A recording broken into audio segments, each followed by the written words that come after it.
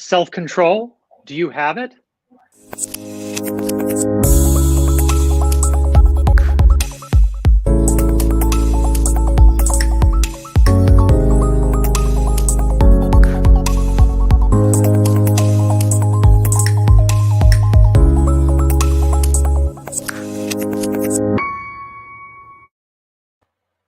I don't know. I think I've got some of that self-control stuff. I mean, I just sat here quietly while that little video was playing, but here we are. Hey, before we get started, we wanted to remind you all that this is a show that gives you some information and a little bit of a new spin on how pain works, the neurology and the psychology of pain. But we're not your doctors, and we want to encourage you to make sure that you're plugged in with your own healthcare provider so you get the very best and the brightest care you possibly can, and consult so that whatever it is that you need to know is being decided in your team of specialists that you trust. We also like to share that we have our show broadcasted on YouTube. We'd love for you to join our YouTube channel by clicking that little red button in the bottom right-hand corner. If you happen to be watching us on YouTube now, that will subscribe you to the YouTube channel, and you'll find out about all the shows that we're doing from this point onward.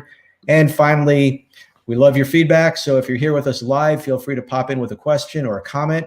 And if you're not here with us live, do it anyway, because we'll go back and check, and we'll respond to you as we see your comments. So with that said, Dr. Tim, you want to take this conversation away? Yeah. So Steve, what a week. That's all I want to say. It's been an incredible week historically. And when we were kind of brainstorming and coming up with a title for this particular show, I was like, well, everybody's really stressed out. I'm stressed out. And let's give our viewers some real world how-tos for reducing stress. And then I thought, stress as a word does not encapsulate what's going on in the world right now. And what's the most meaningful thing that we could share right now? How can the ouch doctors step up and meet the moment? So instead of talking about stress, what I want to consider, and it's quite related to the chronic stress that and acute stress that we're experiencing right now with this time in history, but it's self-control. If we have self-control, our stress level is automatically going to be brought down to a better level.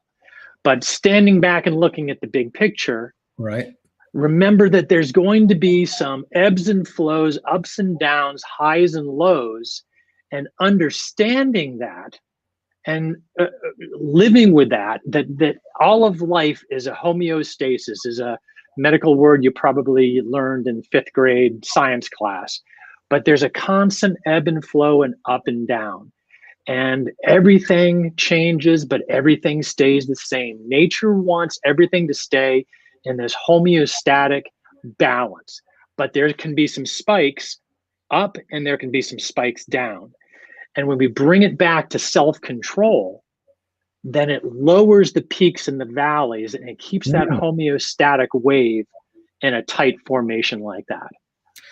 Am I explaining that well, Dr. Steve? Yeah, well, the word homeostasis, of course, is basically steady state. And we as organisms, whether we're talking about a single cell organism or us, 30 trillion cell organisms, have to maintain a steady state. We maintain a body temperature within a certain range, or our heart rate within a certain range, and we've got to learn how to maintain homeostasis, maintain a steady state. And I think this is amazing. First of all, stress and chronic pain go hand in hand. We know because of the neurochemistry of stress that stress is one of the #1 predictors of pain, of chronic pain. So when we talk about lowering stress, we're talking about lowering the stress that is potentially fulfilling the script of your more long-term pain. And then at the same time, this leap that you made, Tim, from stress to self-control was not only brilliant, but it also was like so aligned with something that I came up with, that I was thinking about at the exact same time. We got on the phone with each other, and you said, oh yeah, I'm calling this thing self-control. And I said, wait a minute, that's crazy. Because what I was thinking about was delayed gratification. Right? Delayed gratification. It is now thought, and has been for some years now, that the secret to success is the capacity to delay gratification. There's an old experiment called the marshmallow study where they took a bunch of little kids and they put them in a room and they said, we're going to give you a marshmallow right now, but if you hold off and you don't eat it right now, when we come back, we'll give you 2 marshmallows or 3 marshmallows. And then they said, but don't touch the marshmallow that's in that bowl in front of you. And then they'd leave the room. And then they'd watch on video what these kids did. And some of the kids would jump right on it. They'd eat the marshmallow right away. No self-control. And then other kids would be like, and then they'd grab for it and they'd eat it. And then other kids would be, just sit there. They'd come up with different things they would do to maintain self-control, to not allow themselves to cave in to the desire to have this thing now, right? So what they did then was they followed these kids through their lives. This study started back in I think it might have been the 60s, but maybe the 70s. And they watched these kids after 10, 20, 25 years. And it turned out that the kids who were able to delay their gratification, the ones who didn't eat the marshmallow right away, were more successful in every area of life. They just did better, and they were healthier. And self-control, as well as delayed gratification. Yeah, that's crazy. So the delaying your gratification is the control, the self-control, not to jump on the urge that you have. And how important is that? Because if you're constantly going for the things you think you need, then that's a very stressful way to live. Right. But when you start becoming sort of centered and quiet and just noticing, I notice that I'm a little hungry right now, right? I notice that I wish they would pick a president by now. Let's get this over and done with, right? But there's nothing I can do about it, right? I was, you're walking in the woods and you're a mile from the nearest bathroom and you have to go to the bathroom. You hopefully exert a little self-control before until you get to that bathroom. So there are millions of ways that self-control plays in. And if you have it, then it speaks volumes in terms of your ability to deal with stress. And economically, let's look at that in regards to chronic stress too. And then the self-control and delayed gratification so if you're like, oh my God, I've got to buy this new car. I'll be happy once I buy this car, but you really can't afford that new car. And then you go ahead and buy that new car. Well, the excitement might last for a few minutes or an hour or a month until you realize I really couldn't afford this car of my dreams. And then one's stress level is accordingly through the roof. So then you start to resent that purchase, all because you had no self-control and the self-awareness and so on.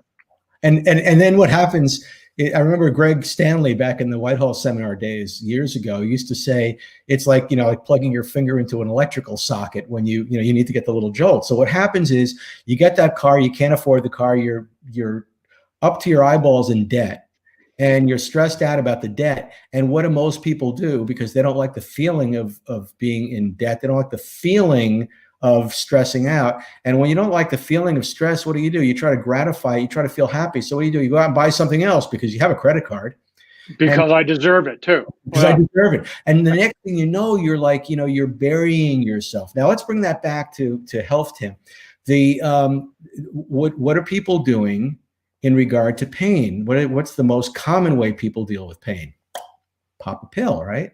Popping a pill is the inability to delay gratification. I don't like the way I feel. If I take this pill now, then I will like the way I feel. And I don't want to wait to like the way I feel. So I'm going to do the short-term solution, even though the short-term solution is causing you long-term harm.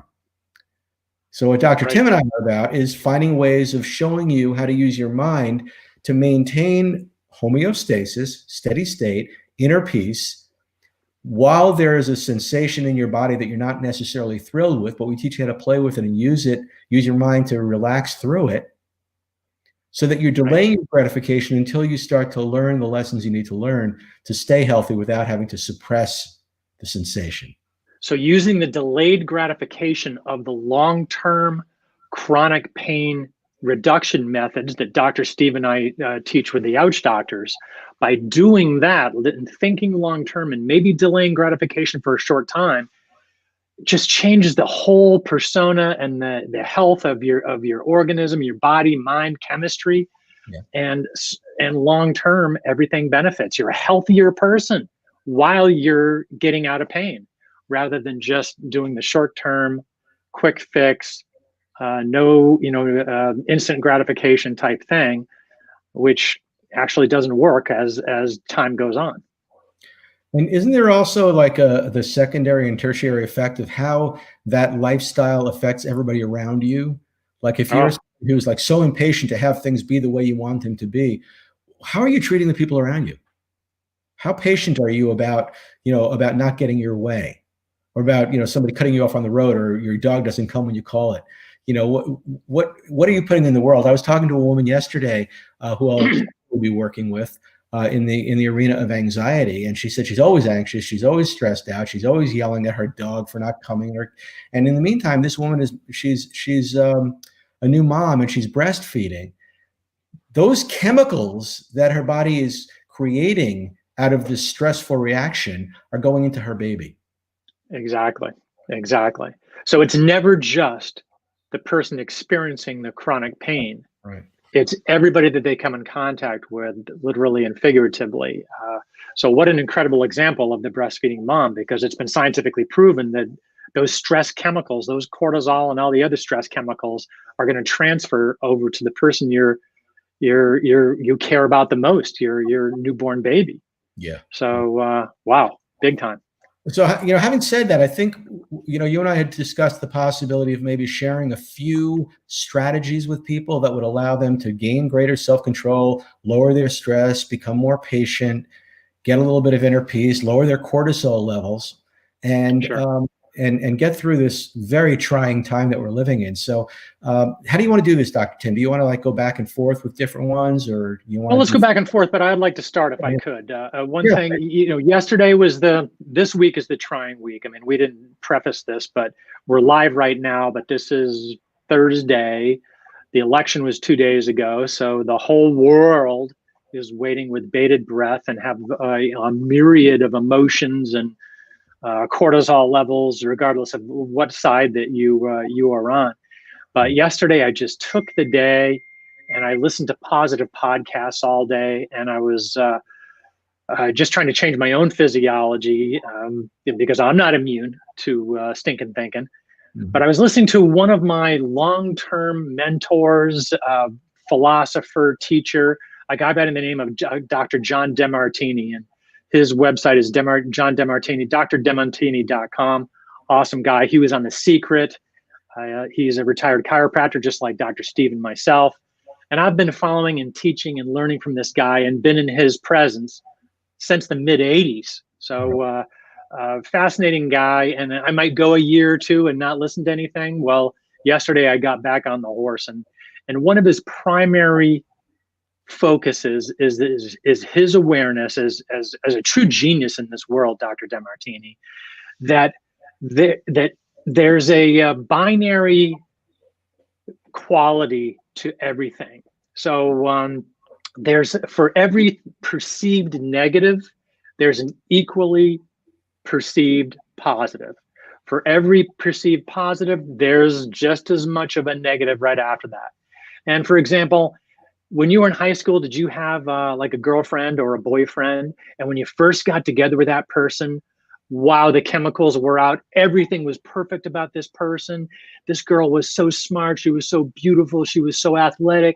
She had such a great personality. Everything was glowing and perfect. And you didn't think that those feelings were ever going to be lost. And then a month passes.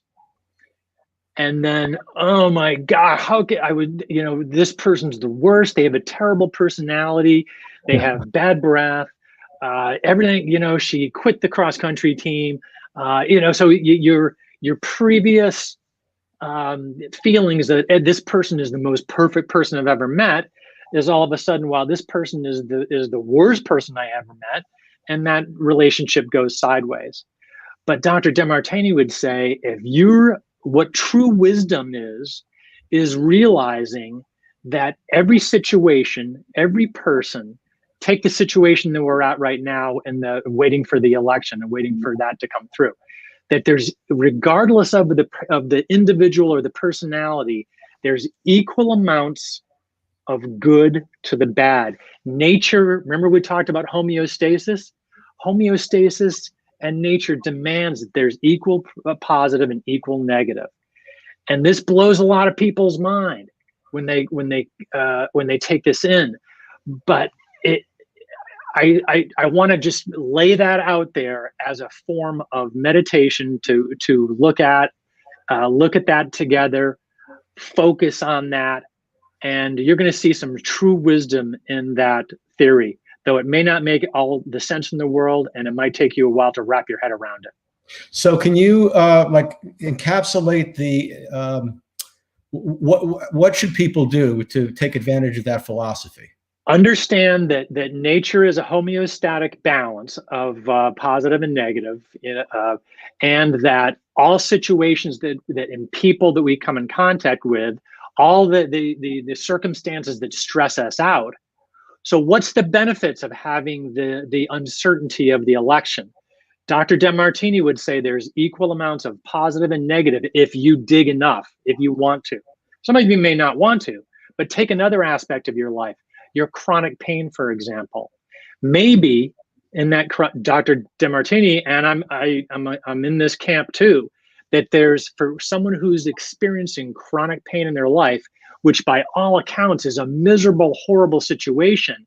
But if you get a paper and a pen out and you start really meditating on this and saying, okay, what are the positives for me having chronic pain? And if you're really in tune with yourself, you're going to start to say, well, this is a benefit of having chronic pain. This is a benefit of having chronic pain. Yeah, I didn't think of this, but you're going to get a whole list, and it might take you 2 days or 2 hours to go through that, but you'll have a more or less a balanced list between the pros and cons of even something as out there as having chronic pain. So taking a look at everybody with chronic pain should investigate that for themselves. Okay, so taking that concept, which is basically you're saying to people, take a look at anything that you think of as a perceived negative and see if you can find positives in it. And right. I think when most people would push back and say, well, I don't want to have a positive spin on something that I want to get rid of. But in my experience, what it does, it doesn't make you any less desirous of having a happier state of consciousness. It simply gives you a feeling of understanding of where this fits into the grand scheme of things. Okay, so I see where pain lives in my life. I see, that there may be some positives, and now I can relax. I could take care of some of the stress, which therefore makes me have less of the pain. So exactly. Yeah, I didn't bring that home, but that's exactly it.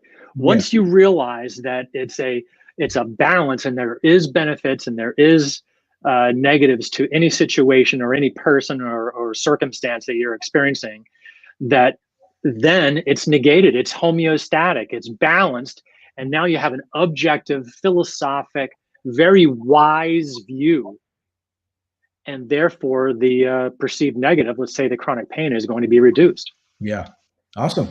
Okay, I'll do one. Rock and roll, dude. So again, we're talking about how do you maintain, how do you gain and then maintain homeostasis, centeredness, detachment, self-control, not be drawn into things. And for me, one of the most powerful tools is meditation. I think we should all be doing a specific kind of meditation, which is called mindfulness meditation. Mindfulness is the capacity to become aware of what is without judging what is. And it's a power that we all have access to, but we usually don't exercise that power because we're too busy identifying things as right or wrong or good or bad or whatever. So just being able to sit back and watch something and let it be what it is without judging it, without casting aspersions on it, is really important. And that doesn't happen by suddenly deciding one day, I'm going to be okay with things I haven't been okay with. That's not going to get you there. That's that's a theoretical concept that a lot of people might try to embrace. But the truth is that you can literally practice the art of observation. And in practicing the art of observation, your neurology naturally starts to change. And you naturally start to observe things that you used to judge because you're so used to learning to observe. So how do you do that? With mindfulness meditation, what you're doing is you're sitting, and of course there are other ways. You could be standing or walking, and there are a lot of different methods of meditation, and we might talk about some of them. But you're traditionally in a seated posture and you're in a relaxed body posture, meaning that you're not tense or stressed out, that would get in the way. And then you're just breathing, and maybe you're following your breath. You're just noticing your breath, and you begin to notice physical sensation throughout your body. What does my head feel like? What do my hands feel like? What do my feet feel like? You notice it, and then you move your attention on. We're not going to go into detail today because we've got other shows where we've talked about this, but the idea of noticing and then moving on. Oh, this is the sensation I have here. This is the sensation I have here. Eventually what it does is it starts to broaden your ability to look at any experience, any sensation with that same level of detachment, that same level of compassion. So now when I feel stressed or I feel tense or I feel fearful, I can have that part of me that says, there's some tension over there. There's some stress over there. How interesting. Instead of being like, oh my God, I'm getting stressed out, getting stressed about my stress. So meditation becomes a really powerful tool to develop a skill, to almost like to develop new eyes. Because without the new eyes, all this other stuff is just theoretical. And you could just sort of think about it. Well, maybe if I could really think really hard, then it won't bother me. It doesn't work. You've got to practice, right? You can't, you can read all the books you want about how to lift weights. It's not going to make you any stronger. Right. Okay, go for it. Cool. Tim. All right. Well, mine's kind of my next one kind of dovetails off of that one. And it's Dr. Steve said, have new eyes. Well, this is a little technique that I used to use in my daily commute, which now my daily commute might be from the master bedroom to the living room, but you can still do it. When I was driving to work, I'd have this sticky thing on my steering wheel and it would be notice. It just said, I wrote out the word notice. So my plan for myself was to, in my 20-minute commute to my chiropractic office for all those decades, was like, what's different? I'm going to take the exact same route to the office, but I'm going to notice something different that's out the window every single time I drive in and drive home. And without fail, in 25 years, there was always something different. 5 days a week, every week in and week out, year in and year out, there's always something that is different. Your neighbor might have a different shrub planted in the front yard. There could be a rabbit that runs across the road. But what happens is with that particular exercise is you get hyper meditative and focused on how the world is totally changing rather than just stuck into the white noise that most people that are driving down the road have. So you tune out the white noise and you're aware and you're meditative and you're in gratitude and your body is in a healing state. And I wanted to be in that state before I went to the office and delivered care. So and you can do that for yourself in your own healing, is just be aware, walk around your own yard, walk around your own condo. What's different? There's always something different in the world, in nature, in our environment. And that dovetails on, we need to spend as much time in the natural world as possible. We don't live 3 inches from our cell phones, or at least we shouldn't, for example. So be aware. It's a different type of meditation. That's my second one. Could I do one more? I know we're kind of running short on time. We're definitely not going to get to 3 each, but okay, you rock and roll, dude. Okay, so I've been studying Wim Hof, who's this amazing man who has used his life as a physiological experiment in how we can be at peace and in control and physically healthy and happy under extreme circumstances. He does a lot of work with cold. But the first exercise that he recommends, and one that I found to be profoundly effective for me in terms of lowering stress, lowering anxiety, becoming more vibrant on the inside, and just feeling my well-being kind of surround me, is a deep breathing exercise. And I think we might have covered that in one of our earlier shows, but the idea of this deep breathing exercise is really that you're going to breathing into your belly, filling your belly, and then filling your lungs, and then filling the air as if it's going all the way up into your head. So just very, very deep breath, and then just like a passive exhale. And you're going to do that. Now in his exercise, you don't have to do it exactly this way all the time, but he does it sitting or lying down. You don't do this in the car. You don't do this walking the dog, because you really want to be still, laying down or sitting, 30 times in a row. During that 30 times, it's likely you're going to get dizzy, but that's okay. There's nothing to be worried about in regard to that. So you just do those 30 deep breaths. And as you exhale the 30th time, at the bottom of that exhalation, you just hold. And you're going to try to, at first, you're going to feel the urge to breathe again, but you just suppress the urge. You just don't let the urge, again, delay the gratification to breathe back in. And instead, just allow your attention to wander and notice, as Dr. Tim says. And there's a state of consciousness that you get into because of the effect on your body chemistry, the effect on the blood gases, that you've blown off all this carbon dioxide and you're hyperoxygenated and your blood is more alkaline, and which, by the way, diminishes pain as well. And doing that, you just sort of get into this ethereal, almost sort of trippy space of just watching yourself. Oh, I notice myself wanting to breathe. I notice my, a little sadness that I've been suppressing. And you start to notice more about yourself. And then you get more friendly with whatever your inner experience is. And that has an enormous effect on stress. And it's a total self-control exercise, because every moment along the way, there's a part of you, it's an urge to do something. But instead, you just sort of settle into this breathing exercise, and you'll find it incredibly, incredibly powerful. Trippy's good. Trippy's good. We like Trippy. So anyway, Dr. Tim, like I said, we've kind of blasted through our time and then some. So we could always pick back up and share more of these ideas with you later. But we do these shows every week, so we hope you come back. Absolutely. And in conclusion, right now, just despite the fact that we're going through a difficult time, all things change, all things are impermanent. Let's find that place of centeredness, that place of inner peace, because it's going to do wonders for your physical and mental well-being. And let's make it a better world as a result. Well said, Dr. Steve. So I just have one question or a statement. Okay. Train your brain. Lose your pain. Yay. We'll see you next time. Next week, guys.